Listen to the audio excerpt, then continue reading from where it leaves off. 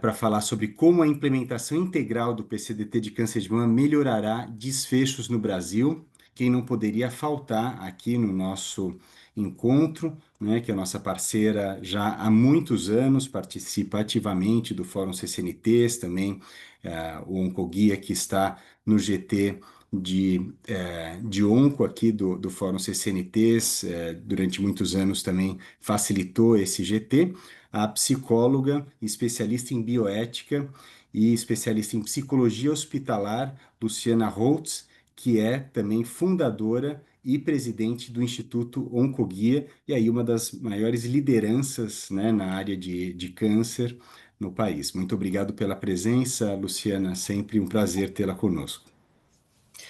Obrigada, Mac. Muito bom estar aqui, né, inspirada e sempre mexida, né? Depois de tantas apresentações, né? Diferentes perspectivas, realizações, reflexões. E acho que você já me fez aí, né? Uma pergunta bem, acho que necessária e que conecta muito com que já vem sendo falado aqui. Né, Mark, eu acho que eu tenho falado muito, né? Eu acho que é importante a gente reforçar o quanto o mundo do câncer mudou, né? O quanto a gente tem orgulho, né, de falar das novas tecnologias, do quanto a gente sabe mais sobre essa doença, a gente sabe mais prevenir, diagnosticar, e a gente sabe mais e melhor tratar. Né? A gente fala assim cada vez mais de cura, cada vez mais de controle de sintoma da doença, né? A gente oferece mais tempo de vida. E, né, assim, apesar de toda a minha empolgação, né, para falar tudo isso, né, infelizmente, tudo isso só está disponível, né, para bem pouca parcela da nossa população, né?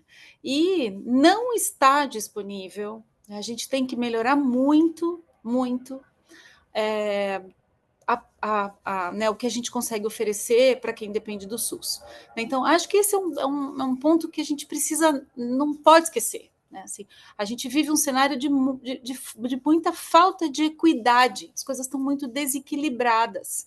Né? E é muito injusto, né? Acho que é muito sofrido a gente lidar com essa realidade, né? Com tantas mudanças e com tantas novas realidades não sendo né, realmente tornadas disponíveis para os pacientes, né, para quem pode de fato se beneficiar.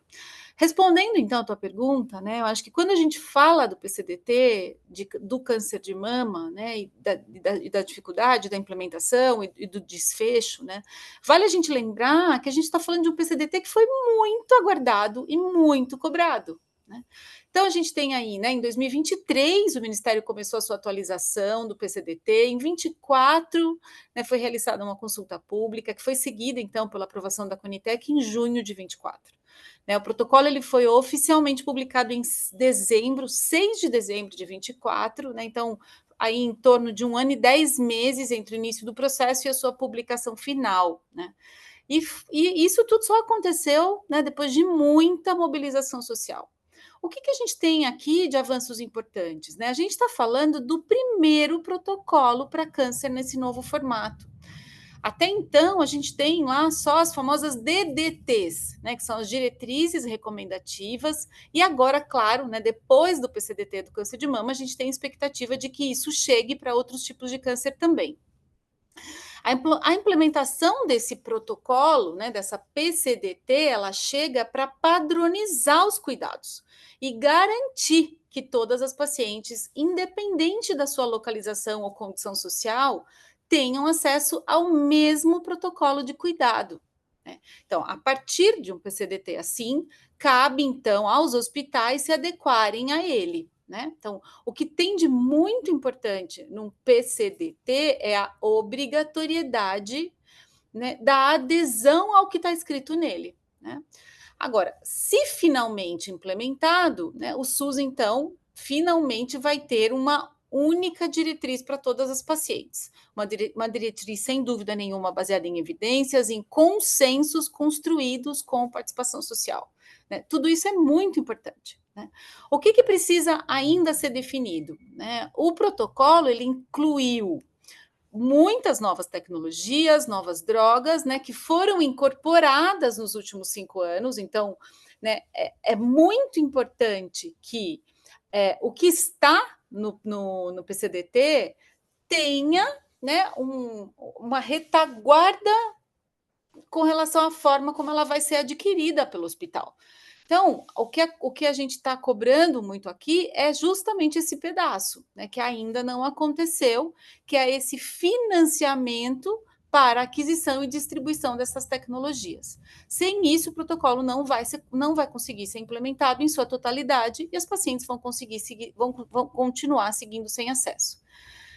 Agora, tudo isso aqui, né, Mark, assim, a publicação do protocolo, os avanços, as novas diretrizes, só faz sentido por um único motivo, né? Porque muda a vida de quem mais importa nessa história. Cada linha desse PCDT representa uma chance real de diagnóstico mais preciso, de tratamento mais eficaz, de menos sofrimento e de mais tempo de vida com qualidade. Isso não é retórica, né? A gente não está falando de medicamento.